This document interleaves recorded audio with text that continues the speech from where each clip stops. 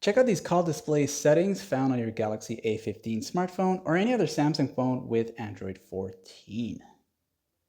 To change these settings, make sure you're using the default phone dialer app, this one right there.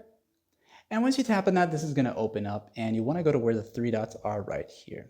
As you tap on that here now, you'll see the settings option here.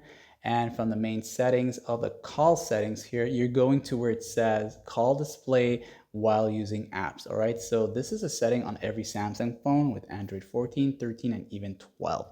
So what this basically is, if you are in a app, let's say you're on YouTube or you're just simply viewing something on another app and someone's on the phone with you on your phone itself, this is going to have the entire display covered up with that there. And of course you can navigate away from it, or you can have the small pop-up view here, which is going to be this little view here right there in the middle.